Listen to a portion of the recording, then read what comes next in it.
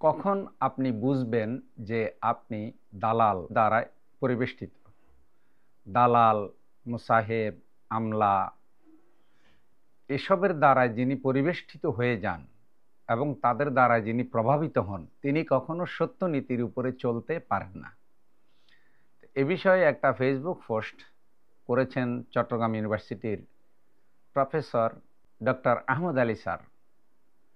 উনি আবার এই লেখাটি করেছেন আশিকি রহমান নামক একটি আইডি থেকে। আমার যতটা মনে পড়ে, আশিকি রহমান একজন জ্ঞানী মানুষ। তিনি সম্ভবত আমেরিকার কোনো ইউনিভার্সিটির শিক্ষক হতে পারেন, আমার ভুলও হতে পারে।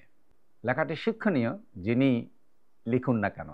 আপনি যে সার্কেল মেনটেন করেন, অর্থাৎ যাদের সাথে অনলাইনে এবং অফলাইনে উঠা বসা এবং চলাফেরা করেন, তারা যদি আপনার সাথে কোনো দ্বিমত পোষণ না করে, আপনাকে কোনো প্রশ্ন না করে, আপনাকে চ্যালেঞ্জ না করে, তাহলে বুঝবেন এটা আসলে আপনার সার্কেল না, এটা আপনার কমফোর্ট জোন, যেখানে আপনি কিছু মুসাহেব দ্বারা পরিবেষ্টিত, যারা সবসময় আপনাকে জি হুজুর করে, আপনার কোনো ভুল ত্রুটি হলে ইসলাহ করে না এবং আপনাকে লোকমা দিয়ে সংশোধন করার চেষ্টা করে না। তখনই বুঝবেন যে এটা আপনার জন্য কল্যাণকর নয়, বরং এটা আপনার জন্য একটা সেফ জোন। এরাই দালাল। এবং দুঃখজনক হলেও সত্য, আপনি যত ভালো মানসিকতা নিয়ে, যত উচ্চ জ্ঞানের অধিকারী ভাইকে বিষয়ে ইসলাহ করার চেষ্টা করবেন, তিনি কিন্তু ভালোভাবে নিতে পারেন এমন লোকের সংখ্যা খুবই কম। সংশোধন করার জন্য বা কল্যাণের জন্য আপনি যাই বলবেন, বেশিরভাগ ভাই এটা মাইন্ড করে এবং নেগেটিভ দৃষ্টিতে নেয়। এমন অনেক প্রমাণ রয়েছে।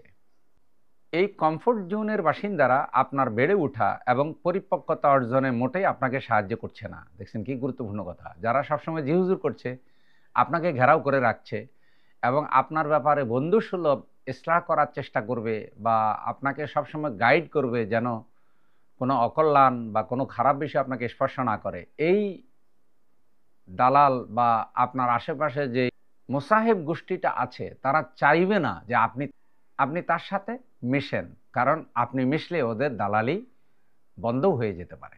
এটা সকলের জন্যই প্রযোজ্য হবে, তবে রাজনীতিবিদদের জন্য একটু বেশি প্রযোজ্য। দেখছেন, এই যে মুসাহেবটা, এটা সবাই কিন্তু পায় না, দালালি সবার করে না। বিশেষ করে যারা বড় বড় পদে থাকেন, গুরুত্বপূর্ণ পদে থাকেন, দালাল কিন্তু তাদেরকেই পরিবেষ্টন করে থাকে। সবার দালালি করে তো লাভ হয় না। যাদের দালালি করলে সুবিধা হবে, যে দলের দালালি করলে বা যেই নেতার দালালি করলে সুবিধা হবে, যেই বক্তার দালালি করলে সুবিধা হবে, ওই বক্তার দালালি করবে। সব বক্তারা বা সব নেতারা বা সব দল দালাল পাবেও না। যদি দেখে যে অমুক বক্তা ভাইরাল না বা অমুক নেতা খুব বেশি জনপ্রিয় না বা উনি কোনো বড় পদে নাই, তখন দেখবেন যে ওনার আশেপাশে তেমন দালালও পাওয়া যাবে না। আর দালালগুলি সব সময় জিহুজুর পর্যায়ে থাকে এবং এক শ্রেণীর লোকরা থাকে এই ধরনের লোকদেরকে পছন্দ করে। লেখাটি গুরুত্বপূর্ণ মনে হলো, তাই আমি শেয়ার করলাম।